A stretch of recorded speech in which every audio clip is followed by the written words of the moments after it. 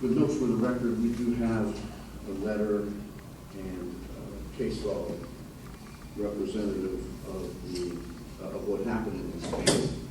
And, I think it obviously is worthy of reconsideration by our board. And I indicated at the last hearing with respect to this issue that I thought it was a substantial compliance issue. The additional information that has been provided to me, I believe that my vote would change. I don't know if there would be a motion with respect to the reconsideration of that part of the petition.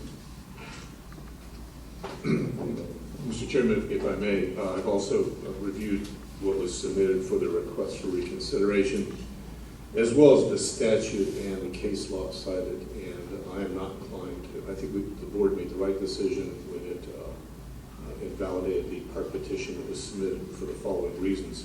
I don't think the issue of substantial compliance really applies here. The implication it was a mere technicality, and therefore the petition should have been accepted.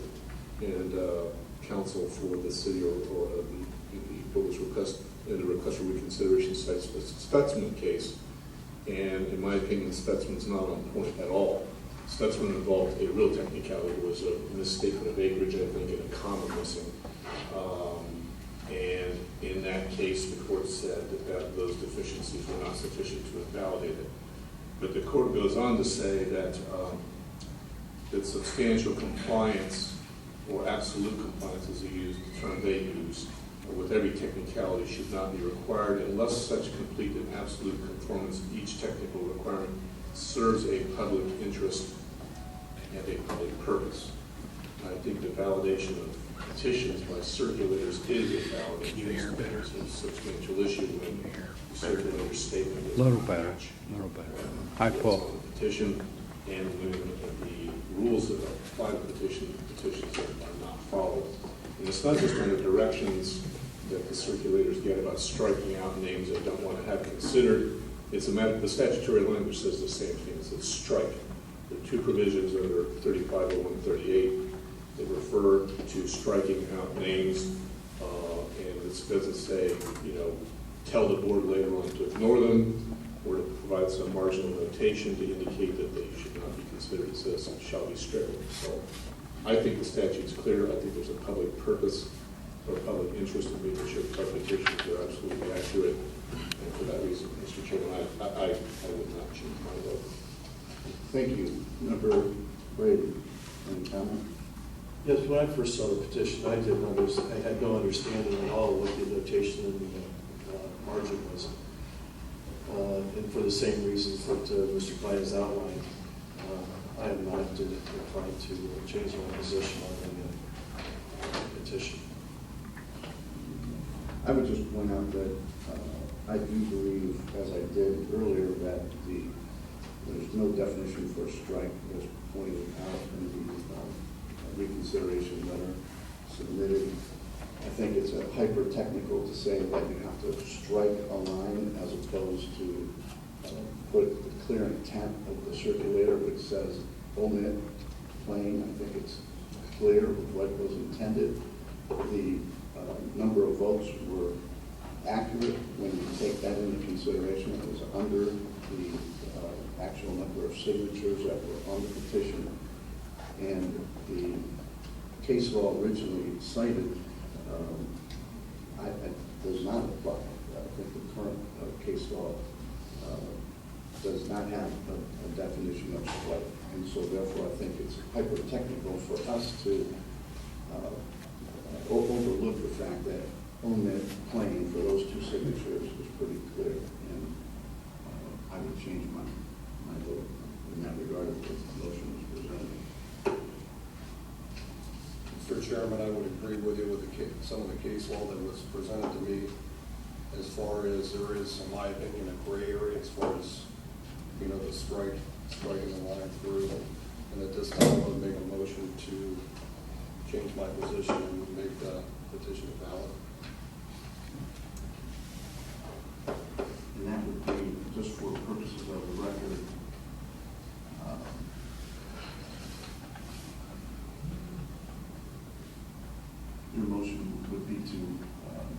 place the issue of charter government before the voters of the city of Canton pursuant to Ohio Constitution, Article 18, Section 8. Would that be accurate? Yes, I agree with that, Mr. Chairman. Is there a second?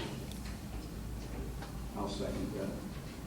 Before you Any go, further discussion? yeah, one more comment. I think the problem here is when we start accepting the proposition that we're going to now interpret the intent of the circulator by reading and interpreting marginal notations, that's starting us down a path that I don't think we want to follow. It may seem in this case that there's no ambiguity, but as Member Scheer just said, there is some ambiguity of that, about that statement.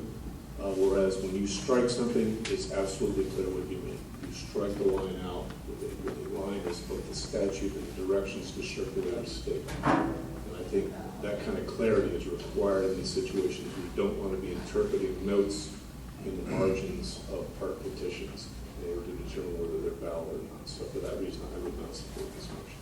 Thank you. There's nothing that says that the circulators are to offer instructions to the Board of Elections how to interpret their petitions. And so I will not be supporting this motion. I would point out that in the past, when we've had to look at intent, it seems like that there's more and more directives from the Secretary of State that deal with intent or trying to take intent away from us having to determine intent as a board. The next thing I see is if there's a line through two of these signatures, and the line is not exactly through what was written, but it's on top. I can see somebody saying, well, that wasn't good, and they didn't strike it through the name. And I'm not going to cut hairs. I think it's actually more illustrative by her saying, oh, we have a claim. It's very clear to me that those were not intended. So, any further discussion? There being no roll call vote. Very appreciate it. I would vote in favor to put the protest or to allow the petition as noted in the motion. Member Brady? No. Member Klein? No. Member Scheer? Yes. Member Fruscia? Yes. Member Brady? No. Member Klein? No. Member Scheer? Yes. Just as a point of order, Mr. Chairman, it seems to me that since the prior vote of this board was to reject the petition, that vote still stands, and the attempt to overturn that decision is what has just happened here. It was unsuccessful. So Yeah. even though we have a tie vote, so it still is a matter of record. The petition's not been accepted unless someone disagrees with us down the line. Right. Okay, thank you. Great. So that, just for the audience, it's a tie vote, so that will go down to the Secretary of State to break this particular tie vote, either in favor or not in favor. All right. Thanks for bearing with us, everyone, but we wanted to take care of those issues before we get started. The next item on the agenda is the hearing on the protest of the independent candidacy of Francis Chipinelli Jr. In that regard, the protest against the nominating petition to the candidacy of Francis H. Chipinelli Jr. for the office of mayor of the city of Madison, Ohio, was filed by 4 people, 2 which have withdrawn, and currently Bob Richards and Ted Schardiger are 2 of the party protesters. And on the 10th day of July, for the purpose of some housekeeping, on the 10th of July, 2015, 2 of the party protesters, Tony Townsend and Shadrick Stinson, withdrew from the protest. Before we get started, the first item to consider is the recusal motion filed by the candidate's lawyer. In this particular protest, the attorney for the candidate filed a motion to recuse myself and Member Scheer. This motion to recuse was filed June 11th, 2015. This was 5 days before any protesters filed by Attorney Oki on behalf of the protesters. This motion was a preemptive attempt to cast doubt on myself and Member Scheer and the board. Not only is this motion without merit and is not based on any facts of bias or prejudice, subsequently a protest was filed and the candidate's lawyer filed a supplemental memorandum alleging Tony Townsend and Shadrack Stinson are current members of the Stark County Democratic Party's Executive Committee. There are approximately, I think, 75 members in that committee. The attorney for the candidate suggests that since we are all Democrats, we should recuse ourselves. To take this theory further, a judge then would have to recuse himself for all cases in which a lawyer appears who is in the same bar association. The attorney for the candidate filed a second supplemental motion, again, not alleging any specific facts or evidence that myself and Member Scheer would be prejudiced or biased to his client.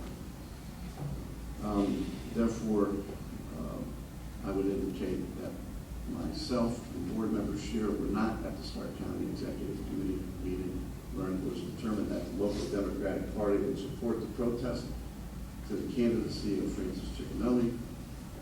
In fact, the Stark County Democratic Party or Executive Committee were never protesters in this particular case and never joined in the action currently pending before this board.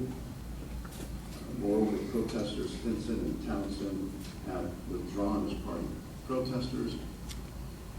Member Scheer and myself never appeared and never participated in any discussion or vote of the Stark County Democratic Executive Committee.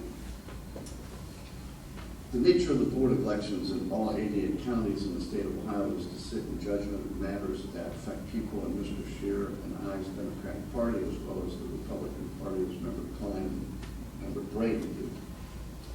In this protest case, we sit as quasi-judicial authority, and we have to be cognizant of the due process for all involved. In order for a recusal motion to be sustained, there has to be some showing of bias or prejudice, some denial of due process. I have no interest in the outcome of this protest. I harbor no prejudice or bias in this matter. I therefore find that the candidate's motion to recuse myself has not been taken, and I'll let Member Scheer talk about his response. Basically, not to rehash what Chairman Ferruccio just stated, but at this time, I have no intention of recusing myself on this board. And I believe, as far as having a fair hearing can be accomplished. With that, that motion is denied. The next item is then for the procedure for today. We'll first hear from the protesters as their case in chief, and crossed by the candidate's lawyer, and then questions from any board members if they have any, and then the candidate's case in chief. As far as the issues, I believe there's one basic issue, and that is that the protesters contend candidate Ciccinelli's pursuant to Ohio Revised Code 3501.01, subparagraph 1, and Ohio Revised Code 3513.257, and relevant case law was not, he was not actually unaffiliated or disaffiliated from the Democratic Party when he signed or submitted his independent candidate nominating petitions, and his claim of unaffiliation from the Democratic Party was not made in good faith. Is that accurate depiction of the issue? Yes. Okay. Not my issue, so I don't have one. Okay. So any opinion was waived with respect to that issue. So no other additions or corrections. If not, both sides are familiar with protest hearings. And I know that as chairman, I want you to know that as chairman, I have authority to exercise reasonable control over the examination of witnesses and can prevent either counsel from questioning which is not relevant to the issues. This board is to consider or is cumulative or repetitive, argumentative, or considered harassment of a witness. The protesters have the burden of proceeding first and proving their case by clear and convincing evidence. For the record, this board will incorporate by reference all evidence for and against the protest for each party protester. I would now entertain a short opening, 5 minutes max for each.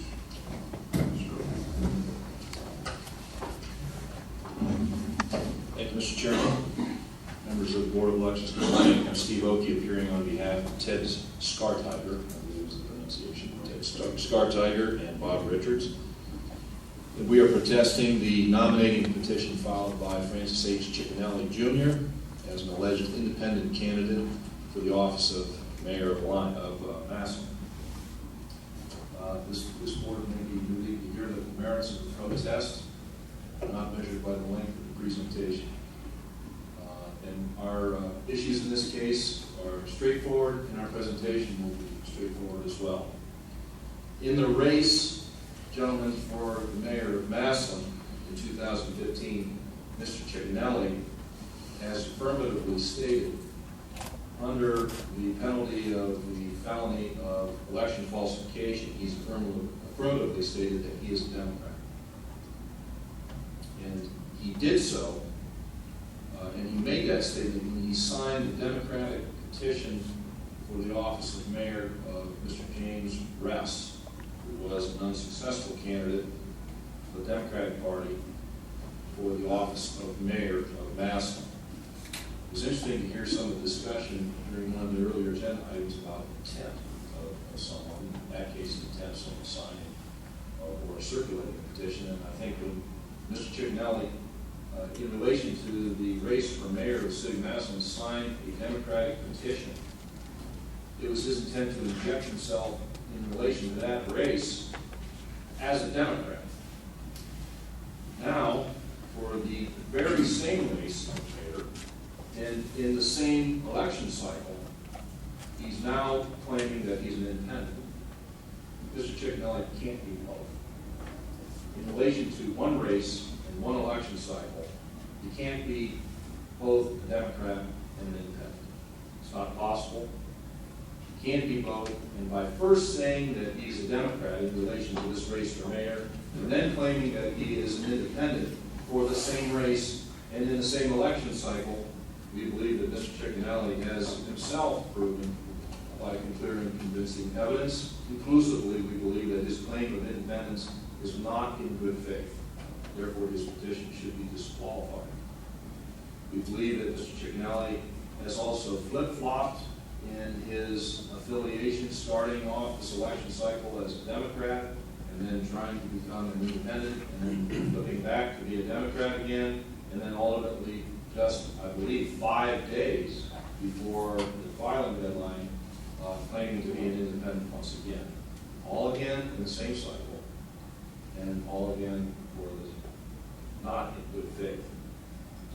So, for those two reasons, first of all, saying for the race of mayor that he's a Democrat, and then trying to go back off that for the same race and in the same cycle, and for flip-flopping back and forth twice, we believe that this Board of Elections should invalidate Mr. Ciccinelli's petition, be disqualified from appearing on the ballot for mayor of the city council. Thank you. Thank you, Mr. Oakey. Mr. Thomas?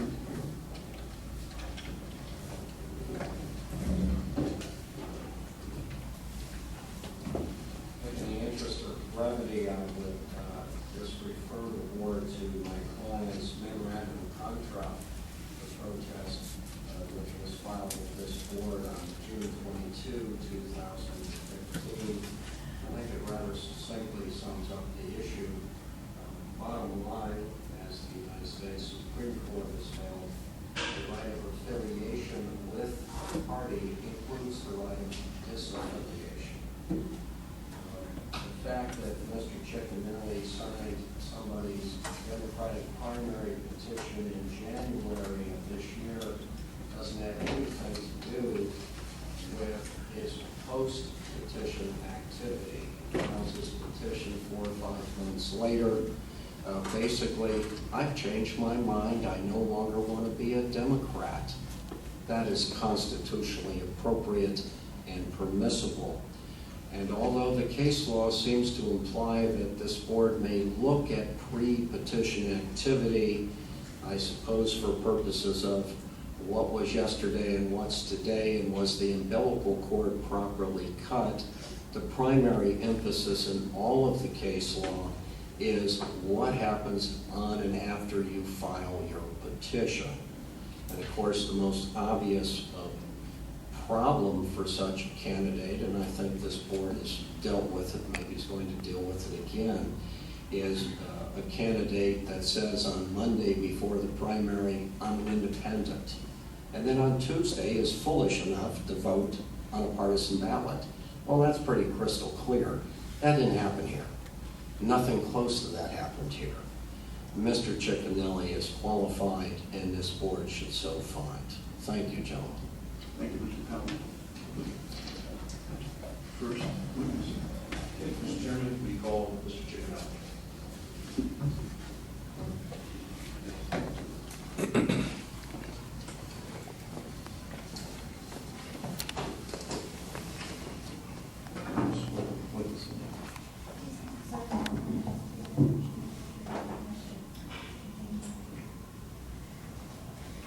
Good morning, sir. Good morning. Mr. Ciccinelli, for our record, would you please state your name and address, sir? Francis H. Ciccinelli Jr., 2105 Cypress Drive, Southeast Massillon. Mr. Ciccinelli, as you've heard the introductions a few minutes ago on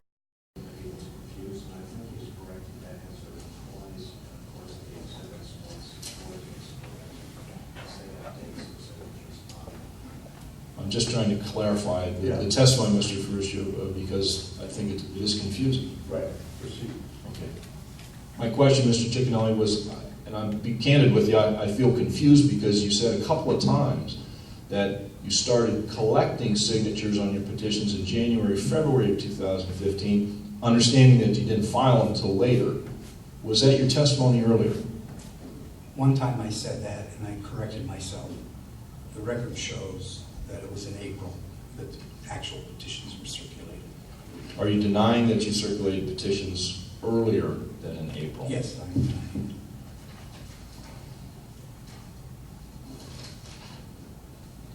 Mr. Ciccinelli, last question for you, sir. Would you agree with me that you can't be both a Democrat and an independent for the same office in the same election year? Yes. Thank you, sir. Mr. Chairman, that's all the questions I have. Thank you, Mr. Oakley. Thank you, sir. I would give an opportunity to check with that last question. Obviously, calls for a conclusion. Board or objections to stand and suggest that answer to be strictly for legal matter. Overruled. Also, I want to state for the record my client's continuing objection to the participation of Messrs. Ferruccio and Shear for reasons stated. Excuse me, Mr. Chairman, Mr. Conley, as a point of procedure, how will the board be proceeding? Will Mr. Conley be questioning his client this time following my cross-examination, or will that be part of his case? Recognizing his discretion of the board. Sure.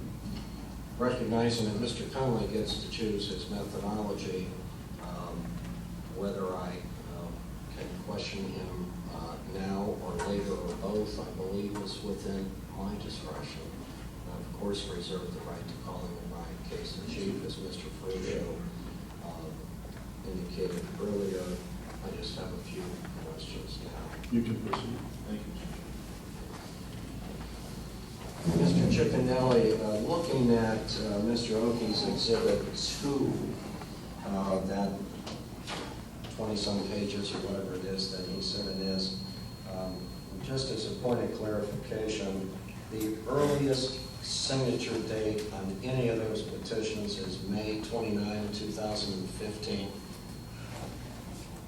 Yes. I think Did I say May? I mean April, I I'm think sorry. April. April 29, April 29, 2015. yes.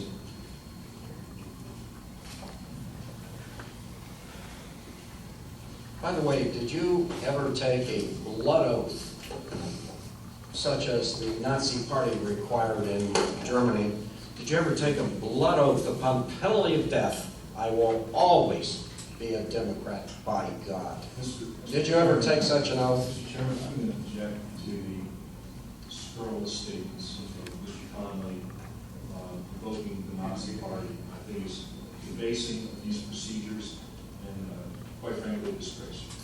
Justine, did you ever take a blood oath, with or without the Nazi Party involvement? Did you ever take a blood oath to always be a Democrat?